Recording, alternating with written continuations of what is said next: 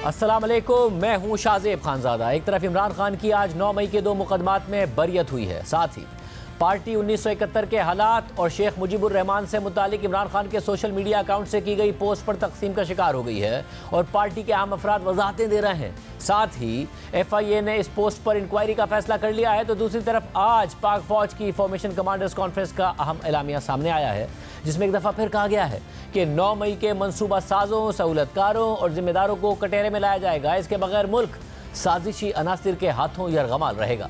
Formation commanders conference कितनी अहमियत रखती है और आज के एलामिये में मजीद क्या कहा गया है, इस हवाले से तफसीलात आपके सामने रखेंगे। मगर पहले सुप्रीम कोर्ट में नैब तरामीम केस में इंट्रा कोर्ट अपील की बात करेंगे, जहां आज इमरान खान अडियाला जेल से एक दफ़ा फिर वीडियो लिंक के जरिए पेश हुए और उनकी चीफ जस्टिस काजी फाइज ईसा से बराह रास्त बातचीत हुई। मगर समाअत आज एक दफ़ा फिर लाइव नहीं दिखाई गई। एक वक्त था कि जब इमरान खान की हुकूमत थी और वज़ीर आज़म इमरान खान ने जस्टिस काजी फाइज ईसा के खिलाफ रेफरेंस भेजा था और जस्टिस काजी फाइज ईसा और उनकी अहलिया ने बतौर साइल इसी अदालत में अपना केस लड़ा था और आज इमरान खान खुद बतौर साइल जस्टिस काजी फाइज ईसा की अदालत में पेश हुए।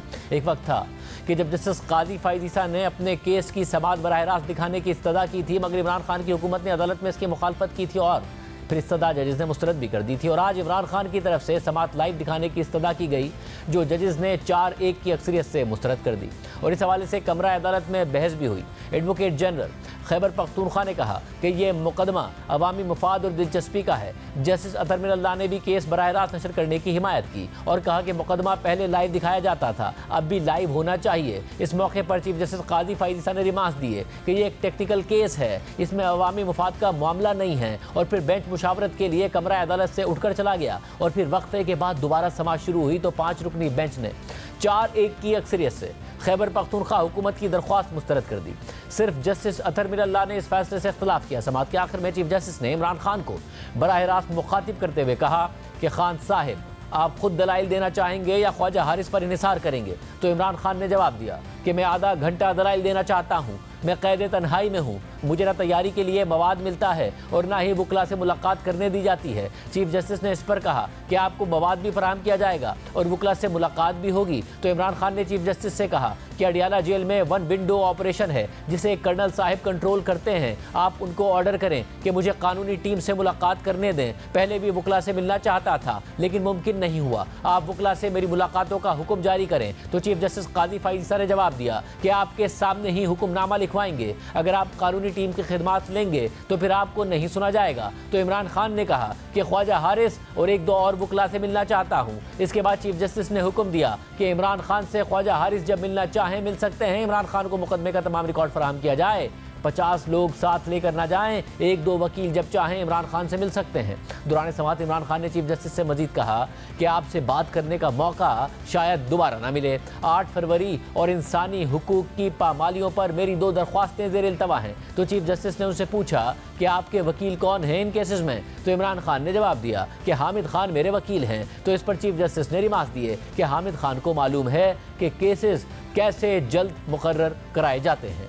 आज का केस नैब तरामीम के हवाले से है। इसके बाद सुप्रीम कोर्ट ने नैब तरामीम केस की समाअत आइंदा हफ्ते तक मुलतवी कर दी और चीफ जस्टिस ने कहा कि तारीख का ऐलान शेड्यूल देख कर करेंगे। जबकि आज वफाकी हुकूमत के वकील मखदूम अली खान ने अपने दलाइल मुकम्मल कर लिए। इसके अलावा दौरान समाअत वज़ीर आज़म के अदलिया में काली भेड़ों से मुताल्लिक बयान का भी तस्करा हुआ। जस्टिस जमाल बंदूखेल ने अटॉर्नी जनरल से कहा कि वज़ीर आज़म ने हमें काली भेड़ें कहा, फैसला पसंद आए तो जज ठीक और फैसला पसंद ना आए तो जज काली भेड़ें बन जाते हैं। बाकियों का मुझे मालूम नहीं है, लेकिन मैं अखबार पढ़ता हूँ और टीवी भी देखता हूँ। इस पर अटॉर्नी जनरल ने वजाहत की कि मौजूदा जजेस के बारे में ऐसा नहीं कहा गया। तो इस मौके पर जस्टिस अतर मिनल्लाह ने रिमार्क्स दिए कि अटॉर्नी जनरल साहब, कहा गया कि कुछ काली भेड़ें हैं, we are not black sheep, we are black bumble bees. इस पर वजीर आजम को वैसे शक का फायदा दिया जा सकता है। अटॉर्नी जनरल वजीर आजम को कहें कि जो गाली भेड़ें हैं उनके खिलाफ रेफरेंस दायर करें। एक तरफ आज इमरान खान सुप्रीम कोर्ट में पेश हुए, साथ ही उन्हें इस्लामाबाद की मकामी अदालत से 9 मई की 2 मुकदमात में जमानत मिली है।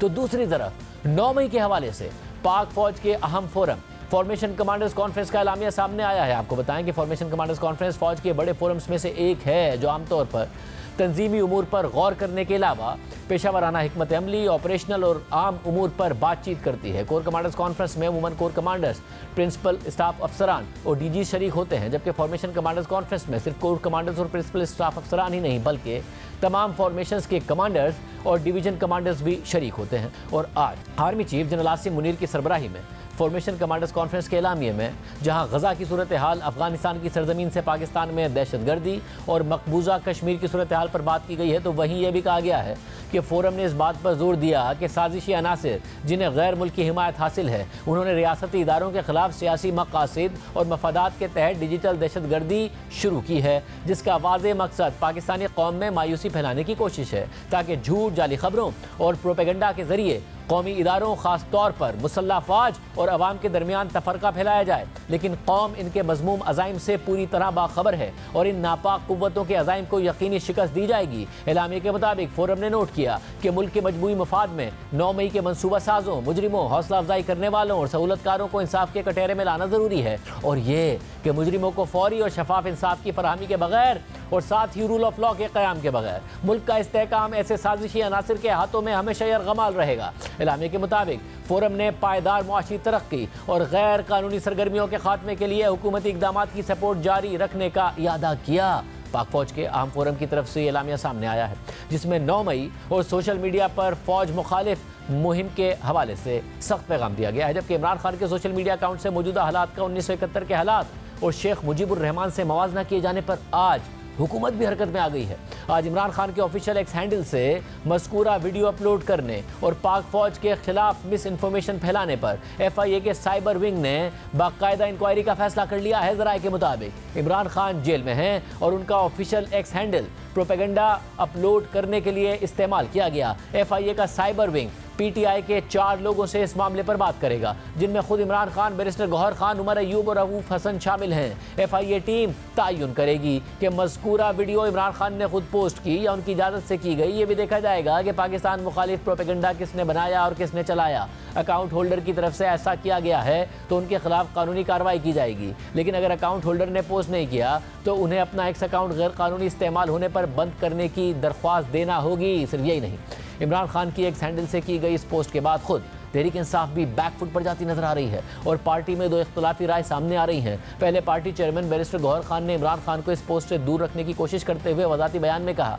कि इमरान खान जेल में है तो वो उनके अकाउंट से की गई हर पोस्ट का हर लफ्ज़ नहीं देख सकते और ये पोस्ट सियासी तनाजुर में की गई थी, जबकि इस हवाले से PTI में इख्तलाफ राय से मुतालिक BBC में खबर शाया हुई है। BBC से बात करते हुए पार्टी के सीनियर रहनुमा अली मोहम्मद खान ने कहा है कि इमरान खान जेल में कैद हैं और पार्टी की जानिब से पॉलिसी बयान सिर्फ चेयरमैन बैरिस्टर गौहर खान, उमर अयूब और इमरान खान के chief of staff Shibli Faraz दे सकते हैं। बैरिस्टर गौहर खान ने जो बात की है वो बिल्कुल सही है कि ये एक सियासी तनाजुर में की गई बात थी, जिसका मकसद ये समझाना था कि अवाम की जानिब से मिलने वाले मैंडेट की इज्जत की जाए। BBC के सवाल के जवाब में अली मोहम्मद खान ने कहा कि बाकी कुछ चीज़ें जो इस वीडियो में मुसल्लह अफवाज के बारे में थीं उन्हें मैं नामुनासिब ही कहूँगा। पाकिस्तान में शेख मुजीबुर रहमान एक नापसंदीदा शख्सियत है और मेरे ख्याल में उनका मवाजना इमरान खान से करना इमरान खान के साथ ज्यादती है, क्योंकि इमरान खान एक मुहिब वतन पाकिस्तानी है। अली मोहम्मद खान ने मजीद कहा कि इमरान खान इस वक्त जेल में है, जब तक वो अपने मुंह से कोई बात नहीं करते या उनकी बात चेयरमैन बैरिस्टर गौहर खान नहीं करते तो तब तक इसकी हकीकत पर सवालिया निशान उठ सकते हैं। BBC के मुताबिक PTI की सोशल मीडिया टीम के अफराद पार्टी क़यादत के बयानात से इत्तफाक नहीं करते। हमारे साथ मौजूद हैं वज़ीर आज़म के मुशीर और नून लीग के सीनियर रहनुमा राना सनाउल्लाह साहब। मगर पहले बात करेंगे नैब तरामीम केस में सुप्रीम कोर्ट में होने वाली समाअत की, जहां वीडियो लिंक पर इमरान खान साहब पेश हुए। आज आमना सामना हुआ चीफ जस्टिस का और इमरान खान का। क्या माहौल था, क्या बातें हुई? कमरा अदालत में मौजूद थे जियो न्यूज़ के नुमाइंदा खुसूसी अब्दुल क़य्यूम सिद्दीकी साहब, बहुत शुक्रिया हमें ज्वाइन करने के लिए। साहब, जो आज समाअत हुई इसकी तफसीलात हमने रखी। ये ऐसे वाक़यात हैं जो तारीख़ में कम होते हैं, आपने खुद देखा। माहौल कैसा था और क्या कहा जा सकता है कि चीफ जस्टिस काजी फ़ाइज़ ईसा और इमरान खान के दरमियान जो बातचीत हुई वो अच्छे माहौल में हुई? इमरान खान साहब को बाकायदा बोलने का मौका मिला, उन्होंने अपनी बात की, या कहीं ना कहीं मामला ठीक नहीं लगे? नहीं, बिल्कुल जो अदालत का माहौल भी था वो गो के उससे पहले ज़रूर जब लाइव स्ट्रीमिंग की बात हो रही थी और उसके ऊपर जजेस की जो है वो एक मुख्तलिफ राय थी, जस्टिस अतर मिनल्ला की और चीफ जस्टिस ऑफ पाकिस्तान की। लेकिन उसके बाद जब बेंच जो आकर बैठा है और फिर जब सारी समाअत शुरू हुई और उसमें मखदूम अली खान ने अपने साथ तमाम दलाइल जो थे वो दिए और फिर उसके बाद जब अदालत ने ख्वाजा हारिस से पूछा कि आप जो है वो अपने दलाइल के लिए कितना वक्त जो है वो लेंगे, तो उन्होंने कहा कि तकरीबन 2 से 3 घंटे जो हैं वो अपने दलाइल के लिए देंगे। और इसी मौके पर फिर चीफ जस्टिस पाकिस्तान जो हैं उन्होंने वीडियो लिंक के ऊपर जो इमरान खान मौजूद थे उनसे कहा कि can mister Khan hear me, can mister Khan hear me. तो उस पर जो वीडियो लिंक पे पहले आवाज़ नहीं आ रही थी, तो फिर चीफ जस्टिस ने कहा sorry we can't hear you. तो जब आवाज़ आई तो आवाज़ के अंदर जो है वो इमरान खान ने कहा कि मैं एक रिक्वेस्ट करना चाहता हूँ, तो उस पर चीफ जस्टिस ने कहा कि now we can hear you. तो उसमें फिर उन्होंने कहा कि मुझे जो है एक सॉलिटरी कन्फाइनमेंट में रखा हुआ है, यहाँ पर कोई लाइब्रेरी मौजूद नहीं है, एक विंडो के ज़रिए जो है वो बातचीत होती है और उसकी निगरानी भी की जाती है, तो कोई मटेरियल जो है वो हमारे पास दस्तयाब नहीं। तो चीफ जस्टिस ने कहा कि ठीक है, हम आपको जो नैब केस के जो मुतल्लिक मटेरियल है, जो भी अदालत का मवाद है, मटेरियल है, वो सब जो है वो आपको फराहम करना चाहते हैं। तो फिर चीफ जस्टिस ने पूछा कि क्योंकि ये एक टेक्निकल मामला है, तो आप चाहते हैं कि आप खुद एड्रेस करें या आपकी, क्योंकि पहले भी आपकी 6 वकला की टीम थी और ख्वाजा हारिस सब यहाँ पर हैं और वो बड़े ग्रेशियसली उन्होंने फ़ीस भी नहीं चार्ज करेंगे। तो उन्होंने कहा कि वो ख्वाजा हारिस जो हैं वो बिल्कुल वो उनकी तरफ से करेंगे, लेकिन मुझे भी 30 मिनट का वक्त जो है वो मिलना चाहिए। तो उस पर चीफ जस्टिस ने कहा कि ठीक है, आप हम ख्वाजा हारिस जो है वो उनसे मिलने के लिए आपको कह देते हैं। और फिर ख्वाजा हारिस से पूछा गया कि आप जो है वो वहाँ पर जाकर जो जेल के अंदर उनसे मुलाकात कर सकते हैं, तो आप बताएं कि कितने वकला के साथ आप जाना चाहेंगे। लेकिन चीफ जस्टिस साथ ही कहा कि ये एक फैसिलिटी है और इसको मिसयूज़ नहीं किया जाना चाहिए। तो उस पर जो है वो ख्वाजा हारिस ने कहा कि जैसा अदालत हुक्म करती है। तो फिर चीफ जस्टिस ने कहा कि ठीक है, आप ऐसा करें कि आप और 2 वकला जो भी आपकी मर्ज़ी के हैं आप उनको मिल सकते हैं। और फिर ये भी कहा कि ये नहीं है कि सिर्फ एक मुलाकात आप कर सकते हैं, बल्कि जब नेक्स्ट हेयरिंग है उस हेयरिंग से पहले भी जो है वो तमाम चीज़ें जो हैं वो आप उनसे जाकर के मुसलसल मुलाकात करके उनके साथ उनसे एडवाइस के ले सकते हैं। तो इस पर जो है वो इमरान खान को दोबारा इस दौरान में जब ये गुफ्तगू हो रही थी तो इमरान खान जो है वो अपना हाथ बुलंद करते थे और कहते थे कि सर मैं कुछ कहना चाहता हूँ। तो फिर उस पर जो है वो अदालत ने कहा कि ठीक है, क्या कहना चाहते हैं। तो उन्होंने कहा कि जी ये जो नैब तरामीम का केस है ये सुप्रीम नेशनल इंटरेस्ट का केस है, और इस हवाले से फिर उन्होंने कहा कि मैं एक और दरख्वास्त भी करना चाहता हूँ कि हमारी 2 दरख्वास्तें हैं जो ह्यूमन राइट्स से मुतल्लिक हैं, जिस तरह से हमारी पार्टी को निशाना बनाया जा रहा है, फिर दूसरी एक और जुडिशल कमीशन के क़याम के हवाले से जो है वो। और फिर उन्होंने ये भी कहा कि जी जो 8 फरवरी के इंतखाबात में बिगेस्ट रॉबरी जो है पब्लिक मैंडेट के ऊपर हुई है, तो उस पर चीफ जस्टिस ने कहा कि ये मामला हमारे सामने नहीं है, हमारे सामने इस वक्त नैब तरमीम का मामला है, जब वो मामला हमारे सामने आएंगे तो देखेंगे। और उन्होंने पूछा कि इनमें आपके वकील कौन हैं, तो उन्होंने चीफ जस्टिस ने जब पूछा इमरान खान से तो उन्होंने कहा कि हामिद खान हमारा मेरा वकील है। तो उस पर चीफ जस्टिस ने कहा कि हामिद खान इस अदालत के और सुप्रीम कोर्ट के एक सीनियर वकील हैं, तो ठीक है, जब हमारे सामने वो मामला आएगा तो हम उसको देखेंगे। तो सर ये वाली जो बात है सिद्दीक साहब, ये वाली जो बात है, इस पर कहा जा सकता है कि कम से कम अगर हामिद खान साहब इसको रेस करते हैं तो 8 फरवरी और इंसानी हुकूक की पामालियों पर जो 2 बात कर रहे थे इमरान खान साहब, उसको जल्दी टेकअप कर लिया जाएगा, इस बात का इशारा समझा जाए।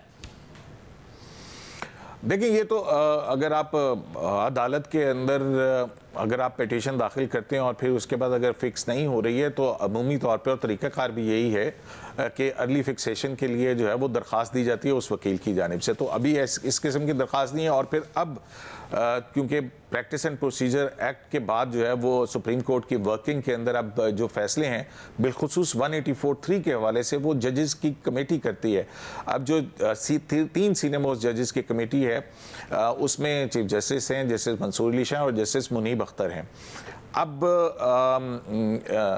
जस्टिस मंसूर अली शाह भी मुल्क के अंदर अभी नहीं हैं और फिर ज़ाहिर है कि कमेटी की मीटिंग जो है वो उसके अंदर आएगी और वो अमूमन जो है 15 दिन के बाद या महीने में एक मरतबा ज़रूर होती है, जिसके अंदर बेंचेस की तश्कील और दीगर मामला जो हैं वो ज़ेर गौर आते हैं और उसके ऊपर जजिस कमेटी का फैसला होता है कि आया जो पिटीशंस हैं वो आइन और कानून के तहत काबिल समात भी हैं 184(3) के नीचे लगाई जाएँ या नहीं लगाई जाएँ।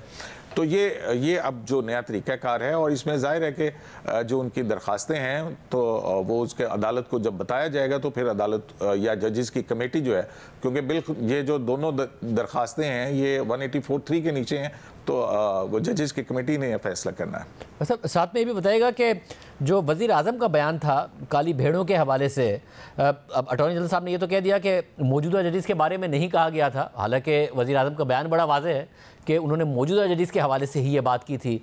अब ये समझा जा सकता है कि फिर वाकई मामला रफा दफा हो गया आज अटॉर्नी जनरल के इस एक्सप्लेनेशन के बाद।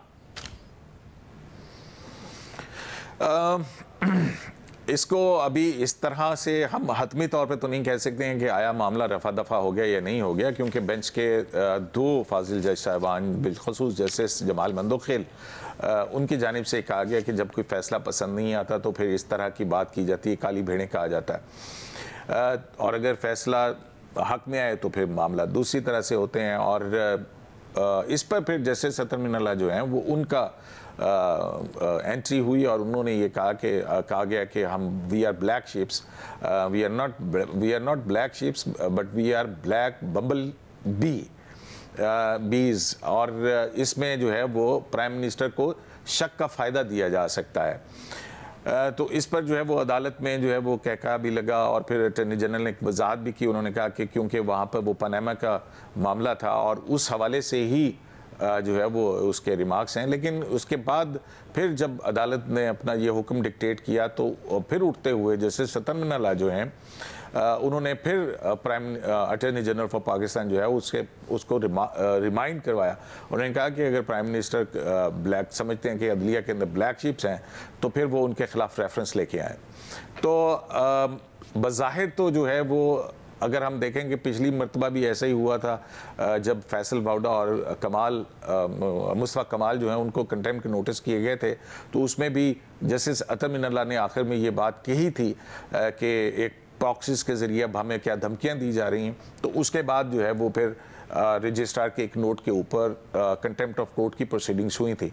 लेकिन बज़ाहिर जो है वो लगता है ऐसा है कि आज की समात के अंदर जो काली भेड़ों के हवाले से या इन अल्फाज के ऊपर जो एक्सचेंज हुआ है, जो रिमार्क्स आए हैं, उनको देखते हुए ऐसा लगता है कि शायद एक लाइटर मोड के अंदर है और एक बात कही गई प्राइम मिनिस्टर की तरफ से, तो जैसे अतर मिनल्लाह ने उसका एक जवाब जो है वो दे दिया। तो अब एक स्कोर जो है वो अगर सेटल हो गया है दोनों तरह से, तो फिर मामला आगे बढ़ाने से क्या फ़ायदा या हासिल होगा।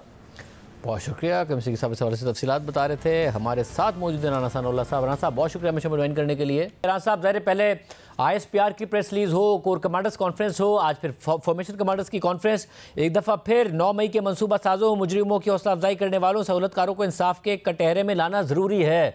अब अस्करी क़यादत बार बार इसका इजहार कर रही है। आज मज़ीद 2 केसेस में इमरान खान साहब की बरियत हो गई 9 मई के मुकदमात के हवाले से, तो वहाँ से जब बार बार इजहार हो रहा है वो किसके लिए हो रहा है? ये मामला प्रोसिक्यूशन सही आगे नहीं बढ़ा पा रही है, सबूत है तो सामने रखे जाएं और बढ़ाया जाए, बार बार की प्रेस रिलीज आ रही हैं। देखें, ये यकीनन जो कोर कमांडर्स कॉन्फ्रेंस है उसका मुतालबा जो है वो इस मुल्क के जो निज़ाम इंसाफ है उससे है, क्योंकि प्रोसिक्यूशन तो उसी के तहत होनी है।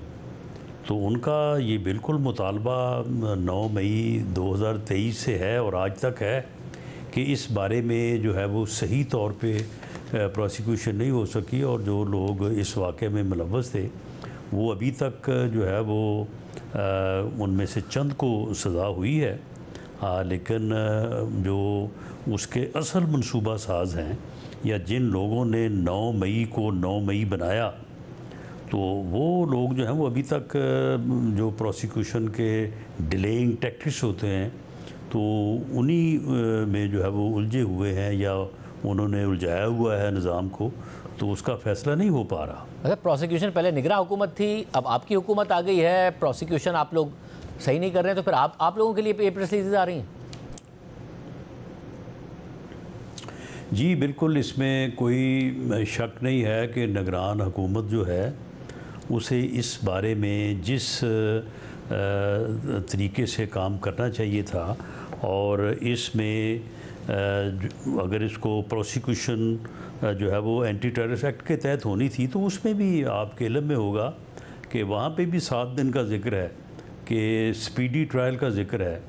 तो ये इन्वेस्टिगेशन का अमल जो है वो विद इन टाइम मुकम्मल होना चाहिए था, और इनके चलान जो हैं वो एंटी टेररिस्ट कोर्ट्स में जाते, या जो मिलिट्री कोर्ट्स में है वहाँ पे जाते, और जो वो पेंडेंसी रही है अब तक सुप्रीम कोर्ट में, उसका भी अमल दखल है इसमें। तो इसलिए वो तमाम यानी अदारे या वो तमाम अथॉरिटीज़ जो इस डिले के ज़िम्मेदार बनते हैं, तो उन सभी से मुतालबा है इस यानी कोर कमांडर कॉन्फ्रेंस का, क्योंकि उनकी पोजीशन जो है, दिफाई अदारे की पोजीशन जो है वो तो इस मामले में एक मुद्दई की है। ये प्रोसिक्यूशन जो है ये जुडिशरी ने करनी है, इन्वेस्टिगेशन जो है वो केयर टेकर सेटअप ने करनी थी, या उसमें अगर कोई अभी भी इन्वेस्टिगेशन जो है वो ज़ेर तजवीज़ है तो वो मौजूदा गवर्नमेंट ने करनी है। और इसमें कोई दूसरी राय नहीं है कि इसमें डिले भी हुआ है और इसमें कोताही भी हुई है, और इसमें अदालतों की तरफ से जो वो स्टे के मामलात हैं वो भी हायल हुए हैं, जो कि हमारे आइनी और कानूनी तकाज़े हैं, जिसकी वजह से प्रोसिक्यूशन जो है वो अक्सर केसों में, और जो बात है कि 15-15 साल 10-10 साल फैसले नहीं होते, तो ये सारी चीज़ें जो है वो इसमें हायल है। मगर राना साहब, अब आपको लगता नहीं कि टाइम बहुत गुजर गया, 1 साल हो गया, एक जो नैरेटिव था वो नैरेटिव इमरान खान साहब उल्टा बनाने में कामयाब हो गए। अब तो फॉल्स फ्लैग ऑपरेशन इसको कहते हैं। पहले कम से कम कहीं ना कहीं कहते थे मेरे कारकुन और कहाँ जाते, मुझे इस तरीके से गिरफ्तार किया, रेंजर्स ने किया तो मेरे कारकुनों ने यहीं प्रोटेस्ट करना था। मगर अब तो वो साफ साफ सारी जिम्मेदारी ये डालते हैं कि ये सारा का सारा थी ही हमारे खिलाफ साजिश। तो अब बहुत सारा पानी सर से गुजर गया है, 1 साल गुजर गया, अब ये मामला मंतकी अंजाम तक पहुँच नहीं पाएगा, बावजूद इसके कि प्रेस रिलीज में इस बात का जिक्र किया जा रहा है। शाहजेब वो गलत बयानी से काम ले रहे हैं, बिल्कुल साफ झूठ बोल रहे हैं। उन्हें खुद पता है कि वो खुद इसमें मुलव्वस हैं, उनकी लीडरशिप जो है वो इसमें मुलव्वस है, उनकी अपनी आवाज़ें हैं, उन्होंने खुद ट्वीट किए हैं, खुद उन्होंने उस दिन जो है वो इधर उधर मैसेज भेजे ताकि उनके नंबर बने कि जी हमने ये कर दिया, हमने ये कर दिया है। तो ये कोई फास्ट लेग ऑपरेशन नहीं है। ये लोग जिनको इसमें चलान किया गया है या जिनको इसमें अलज किया गया है, उनके इसमें मुलव्वस होने या गुनाहगार होने में कोई शुबा नहीं है। ये बिल्कुल 2+2 4 केस है। अब इसमें ये है कि अदालतों में जो है वो डिले हो रही है या हुई है, और उसमें ख़ास तौर पे जो स्टे था कि जब इनको फ़ौजी अदालतों में चलाने की कोशिश की गई तो वो सुप्रीम कोर्ट से स्टे हो गया। वो स्टे जो है तकरीबन कोई 10 महीने बाद जब वो दोबारा केस लगा तो फिर कहा गया कि जी जिन लोगों को आपने बरी करना है या जिन लोगों को उतनी सज़ा देनी है जितनी देर उन्होंने जेलों में गुजारी है तो उनका फ़ैसला कर दें, बाकी फ़ैसले रहने दें। तो वो पेंडेंसी जो है वो अभी भी आ रही है। और दूसरे जो केसेस एंटी टेररिस्ट कोर्ट्स में हैं तो वहाँ पे भी किसी जगह पे गवाह नहीं पेश हो रहा है, किसी जगह पे वकील नहीं पेश हो रहा है। जो एक हमारे ये जो निज़ाम अदल है या जो हमारा प्रोसिक्यूशन सिस्टम है उसके जो लाकूनाज हैं उससे जो है वो मुलज़म फ़ायदा उठाते हैं और उस वजह से डिले बहुत सारे केसेस थे जिसमें रहनुमा जो है ये बहुत सारे केसेस थे जिनमें रहनुमा गिरफ्तार थे, पेश भी बाकायदा हो रहे थे, उनके वकला भी पेश हो रहे थे, मगर फिर बाद में कभी एमपीओ के तहत कभी किसी दूसरे केस में उन्हें गिरफ्तार किया जाता। अब खवातीन हैं, डॉक्टर यास्मीन राशिद साहिबा हैं, दीगर खवातीन हैं, वो तो कैद में हैं, पेश भी हो रही हैं, वकला भी पेश हो रहे हैं, मगर कभी एक कभी दूसरा केस। तो उन्हें कौन सा रिलीफ मिल गया जो पेश हो रहे हैं, या उन्हें कौन सी सजाएं मिल गई?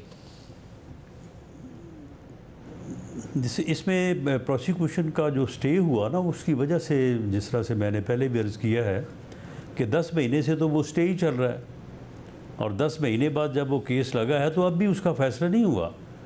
अब भी उसका जो है वो फ़ैसला इन बिटवीन है। हालांकि अगर ये आर्मी चीफ़ ने ये फ़ैसला किया था कि क्योंकि हमारे घरों पे हमारे जो है वो कंटोनमेंट एरियाज़ में ये सारी कार्रवाई की गई है, वहाँ पे हमला हुआ है, जुर्म हुआ है, तो इसको हम आर्मी एक्ट के तहत जो है वो प्रोसीड करेंगे। अगर आर्मी एक्ट के तहत प्रोसीड करते तो विद इन 30 या 60 डेज इनके फैसले हो जाते। जो लोग बेगुनाह थे वो बरी होकर घर जाते, मगर जो गुनाहगार थे वो अब तक अपनी सज़ा पूरी कर चुके होते। लेकिन ये जो स्टे हुआ है, प्रोसिक्यूशन जो रुकी है, उस वजह से अभी तक रुकी हुई है। मतलब मगर जिनकी कस्टडी ले ली थी उसके ऊपर स्टे हुआ, फिर कुछ की सज़ाएं हो भी गई, मगर डॉक्टर यास्मीन राशिद होश या दीगर जो रहनुमा थे, शहरियार आफरीदी, अली मोहम्मद खान, ये इन सबको की कोई मिलिट्री में कस्टडी थोड़ी ली गई थी, या जो ख़वातीन हैं उनकी थोड़ी कस्टडी ली गई है मिलिट्री में। वो तो टेररिज्म उसके तहत चल रहे हैं और वो बाकायदा तौर पर कैद भी हैं। लेकिन इनके केसेस जो हैं उनको डिसाइड किया गया था कि उनको जो है वो मिलिट्री कोर्ट्स में ट्रायल किया जाए। नहीं, सब नहीं किया गया था। कुछ की जो है वो कस्टडी ली गई थी, कुछ की कस्टडी जो है वो अभी इन प्रोग्रेस थी, तो उसमें बाद में जो है वो स्टे हो गया। जिन साहिबान का आपने नाम लिया है, मेरा ख्याल है कि वो GH के हमले के में उनको मुलव्वस करार दिया जा रहा है, तो बिल्कुल वो केस जो है वो तो मिलिट्री कोर्ट से ट्रायल होने वाले केसेस में था। साहब मगर देखिए, एक तो ज़ाहिर है अब अभी तक की जो एविडेंस है वो सामने रखी जाए, मामला आगे बढ़ाए जाए, बजाय इसके कि वज़ीर आज़म ने काली भेड़े कह दिया जजिस को कि वो जी इमरान खान को रिलीफ देना चाहते हैं। आज जब उठाया सवाल, जैसे जमाल मंदूखेल ने, जैसे अतर मिनल्लाह ने, तो अटॉर्नी जनरल ने कहा कि वो मौजूदा जजिस को नहीं, रिटायर्ड जजिस के बारे में रिमार्क था। अब तो खड़े रहते बात पर, क्योंकि वज़ीर आज़म ने तो बाकायदा मौजूदा जजिस के बारे में बात की थी। जैसे अतर मिनल्लाह ने कहा कि जी फिर रेफरेंस लेके अगर काली भेड़े हैं। नहीं, लेकिन जिन लोगों ने ये सवाल उठाया है वो लोग तो काबिल फ़ख्र जजेस हैं। उनके फ़ैसले, उनका जो अपना है यानी मयार इंसाफ करने का, उसके ऊपर तो मेरा नहीं ख्याल कि वज़ीर आज़म का उनकी तरफ इशारा था या वज़ीर आज़म का उनसे मुतल्लक जो है वो मौक़िफ़ था। लेकिन हाँ, जजेस में ऐसे लोग रहे हैं, अब भी कोई जो है वो कह नहीं सकता कि कोई नहीं होगा, लेकिन किसी को खैर नाम तो नहीं लिया जा सकता। तो जिन लोगों को आज हम याद कर रहे हैं और जिन लोगों के फ़ैसलों से मुतल्लक, अब जुल्फ़िकार अली भुट्टो का जो फ़ैसला आज 45 साल बाद सुप्रीम कोर्ट ने कहा कि वो एक दबाव में गलत फ़ैसला था, जुल्फ़िकार अली भुट्टो को इंसाफ नहीं दिया गया। मियां नवाज़ शरीफ के केसेस के जो आप फ़ैसले हुए हैं, तो उसके बाद आप उन जजेस को जो उस वक्त इन चीज़ों को करने में जो है वो पेश थे, उनके मतलब क्या अल्फाज आप इस्तेमाल करेंगे? ये इंतहाई वैसे बाइस अफसोस बात है, लेकिन बहरहाल ऐसा हुआ है, ये हमारी तारीख़ का हिस्सा है। मगर राना साहब, एक वक्त था इमरान खान साहब का जब अच्छा टाइम चल रहा था, ताल्लुकात उनके बहुत अच्छे थे, तो जिसको दिल चाहता था जेल में डाल दिया। ऐसे ऐसे मुकदमात बनाए गए, एहसन इकबाल के साथ ज़्यादती की गई। हमने देखा कि शाहिद खाकान अब्बासी साहब हों, मिफ्ता इस्माइल साहब हों, मरीम नवाज़ साहिबा हों, कैसे कैसे मुकदमे बनाए गए। आपके साथ तो सबसे काला मुकदमा अगर किसी का बना तो वो आपके ख़िलाफ़ बना, जो सबसे ज़्यादा ज़्यादती आपके ख़िलाफ़ की गई। मगर फिर जब अच्छा टाइम ख़त्म हुआ तो कुछ नहीं हो पा रहा था उनसे। अब मसला ये है कि यहाँ पे अगर कुछ केसेस मेरिट पर भी बनते हैं, जिसमें 9 मई तो जाहिर है जो वायलेंस हुआ वो सब ने देखा और बहुत ही अफसोसनाक है, आपको नहीं लगता कि वो अब वक्त निकल गया कि अब मामलात आगे बढ़ाई जाएं और सज़ाएं दी जाएं? जो वक्त था वो निकल गया। नहीं, देखें शाहजेब, झूठ के लिए कोई वक्त भी नहीं होता और सच जो है वो हर वक्त कायम रहता है। वो 45 साल बाद भी सच होता है, वो 5 साल 6 साल बाद भी सच होता है। झूठ जो है वो उस दिन भी झूठ होता है और साल बाद और 10 साल बाद भी वो झूठ होता है। 9 मई का वाक़या जो है ये एक सच है, ये एक हकीकत है, और इस हकीकत को 9 मई के दिन जो जुर्म हुआ है उसको सरजद करने और करवाने के लिए बाकायदा पूरा 1 साल जो है वो बानी PTI ने मेहनत की है। एक एक दिन, एक एक उसका एक्शन जो है इस बात का गवाह है। इसलिए इसके लिए कोई वक्त जो है वो नहीं गुजरेगा। हाँ, ये ज़रूर है कि इसमें उनका मिलिट्री ट्रायल होना है, तब भी अगर मिलिट्री ट्रायल नहीं होना तो उन्होंने आम जो ऑर्डनरी एंटी टेररिस्ट कोर्ट्स हैं वहाँ पे ट्रायल होना है। ये अब हो जाना चाहिए। अब इसमें फर्दर जो है ये स्टे ऑर्डर्स और फर्दर जो है वो पिटीशन जो है ना वो नहीं होनी चाहिए। ये मैं समझता हूँ कि सुप्रीम कोर्ट के मुअज़्ज़ज़ चीफ जस्टिस साहब को इस बात का नोटिस लेना चाहिए और जो कोर कमांडर्स कॉन्फ्रेंस है उसका भी कमो बेश मेरा ख़्याल है कि जो उनका मुतालबा है या उनकी रिक्वेस्ट है या उनका जो कहना है वो उसी तरफ इशारा है। तो ये जो है उनको चाहिए कि इस पे रास्ते में जो हायल स्टे ऑर्डर्स वगैरह हैं उनको ख़त्म किया जाए और मिलिट्री ट्रायल होना है तब भी तो दोबारा सुप्रीम कोर्ट के पास ही अपील आनी है ना, तब वो कौन सी सज़ा जो है वो फाइनल हो जानी है। और अगर उन्होंने एंटी टेररिस्ट कोर्ट में चलना है तो वहाँ पे चले और ये फैसले जो है वो होने चाहिए। बहुत शुक्रिया सना साहब की गुफ्तगू आपने सुनी, मगर क्या वाकई फ़ैसले हो पाएंगे या वक्त गुजर गया है और अंदर खाने हो क्या रहा है, क्या कोई बातचीत का दरवाज़ा भी खुल रहा है? बात करेंगे ब्रेक के बाद। प्रोग्राम में दोबारा खुशामदीद नाजरीन। क्या होने जा रहा है, मामला किस तरफ जा रहा है? हमारे साथ सीनियर साहब की ज़िक्र उमर चीमा साहब। चीमा साहब बहुत शुक्रिया मुझे ज्वाइन करने के लिए। ज़ाहिर DGISPR ने प्रेस कॉन्फ्रेंस की, तहरीक इंसाफ ने जवाब दिया, जवाब ही नहीं दिया बल्कि सोशल मीडिया पर बाकायदा मजाक बनाया। आज फॉर्मेशन कमांडर्स की कॉन्फ्रेंस होती है और एक पैगाम आता है, फिर 9 मई के मुजरिमों के खिलाफ फौरी, शफाफ, अदालती और कानूनी कार्रवाई के बगैर मुल्क साजिशी अनासिर के हाथों यरगमाल रहेगा। इस बात का इजहार किया जाता है। आज ही 9 मई के 2 मुकदमात में इमरान खान साहब की बरियत भी होती है। किस तरह इस पैगाम को लिया जाए? कुछ सख्त होने जा रहा है या अब चीज़ें कंट्रोल में उस तरीके से आएंगी नहीं बार बार इजहार किए जाने के बावजूद? देखिए शाहजेब, मैं समझता हूँ कि ये बात बार बार दोहराने की ज़रूरत नहीं है। अगर इनके पास एविडेंस है तो इन्हें कुछ कर देना चाहिए। अदरवाइज़ ये है कि इससे जो ओवरऑल जो एक बयान की संजीदगी है वो ख़त्म हो जाती है।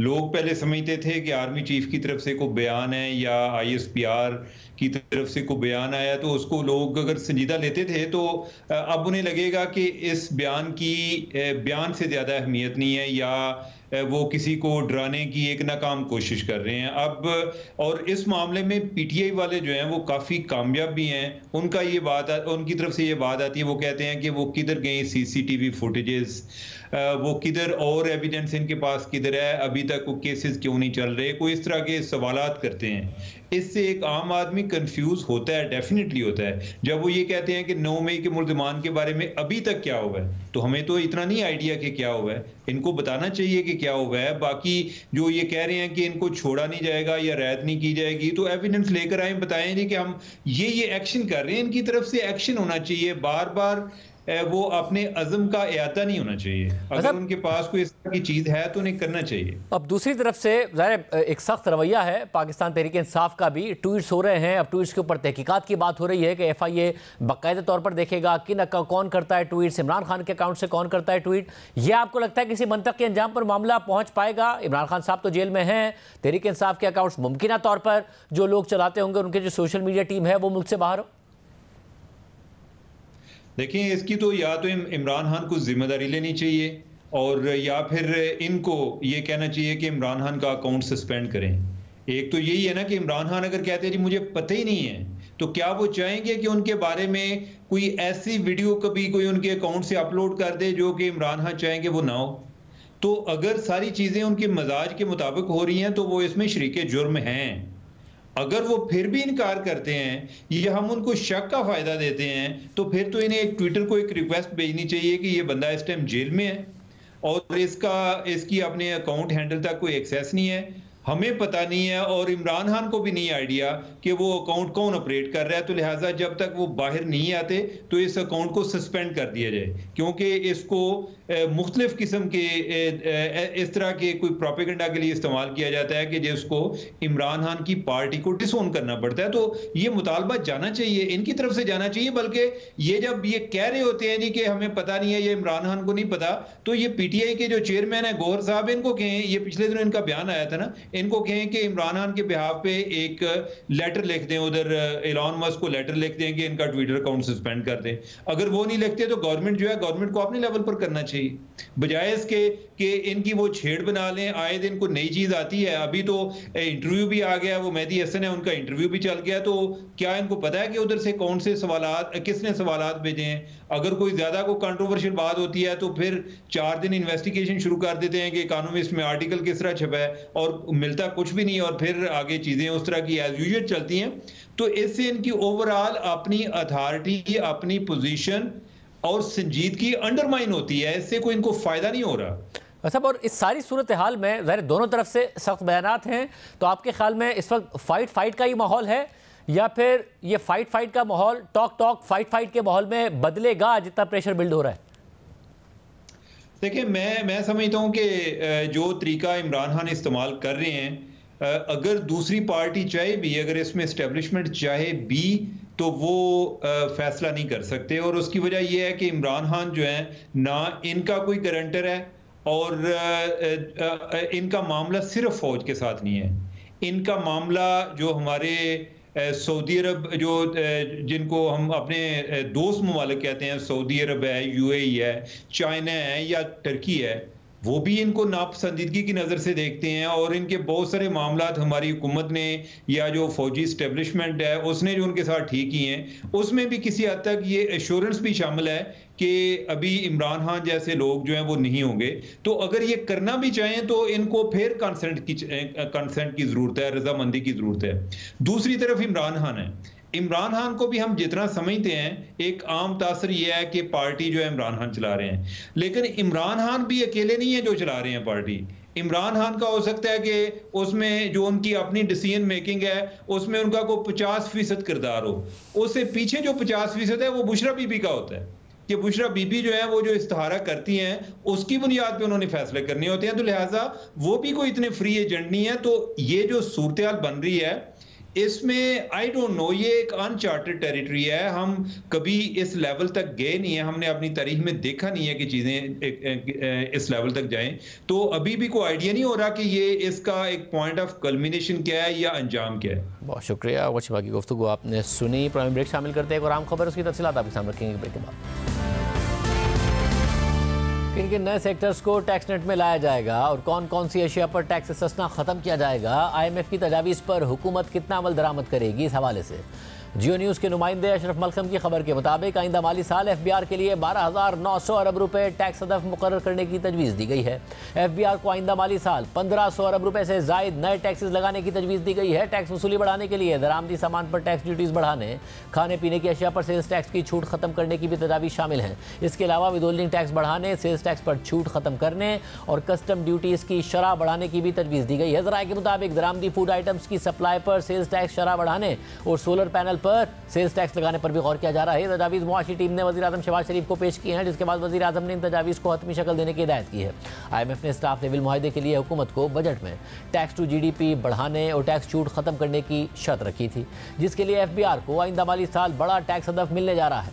रवा माली साल टैक्स नेट बढ़ाने के लिए FBR ने 5 लाख से ज़ायद टैक्स नादहिंदगान की मोबाइल फ़ोन सिम्स ब्लॉक करने का ऑर्डर जारी किया था, जिसमें इब्तिदाई तौर पर PTA और टेलीकॉम कंपनियों की जानिब से मज़ाहमत के बाद टैक्स नादहिंदगान की मोबाइल सिम्स मरहलावार बंद की जाने लगी। और अब FBR का कहना है कि 7,000 से ज़ायद अफराद की mobile sims tax returns file किए जाने के बाद बहाल कर दी गई हैं। इसके अलावा ज़राए से खबर सामने आई है कि अब तक 7,167 सिम्स टैक्स रिटर्न फाइल करने के बाद खोल दी गई हैं, और अब तक 65,000 नॉन फाइलर्स का डेटा टेलीकॉम कंपनियों के साथ शेयर किया गया है। रवा माली साल FBR को 9,415 अरब रुपए का टैक्स हदफ दिया गया था, लेकिन रवा माली साल के इब्तिदाई 10 माह में FBR ने अपने टैक्स टारगेट से 48 अरब रुपए कम टैक्स इकट्ठा किया है, जिसके बाद रवा माली साल का टैक्स हदफ हासिल करना मुश्किल नजर आ रहा है। दूसरी जानिब रवा माली साल मुल्क में गुज़िश्ता माली साल के मुकाबले में कम कर्ज मिला है। नुमाइंदा जंग और द न्यूज़ मेहताब हैदर की खबर के मुताबिक रवा माली साल के इब्तिदाई 10 माह में हुकूमत बैरूनी कर्जों की मद में सिर्फ 7.14 अरब डॉलर हासिल कर सकी है, जबकि पाकिस्तान की मुसलसल दरख्वास्त के बावजूद सऊदी अरब की पाकिस्तान को मौखर अदायगी पर तेल की खरीदारी की सहूलत अभी तक बहाल नहीं की गई है। खबर के मुताबिक पाकिस्तान को मौसूल होने वाले 7.14 अरब डॉलर्स में IMF से मिलने वाले 3 अरब डॉलर्स शामिल नहीं किए गए हैं। अगर इन 3 अरब डॉलर्स को भी शामिल कर लिया जाए तो रवा माली साल के इब्तिदाई 10 माह में पाकिस्तान को सिर्फ 10.3 अरब डॉलर्स मौसूल हुए हैं, जबकि गुज़िश्ता माली साल इसी अरसे के दौरान पाकिस्तान को 13 अरब डॉलर्स मिले थे। आज के प्रोग्राम में इतना ही, दीजिए। अल्लाह हाफ़िज़।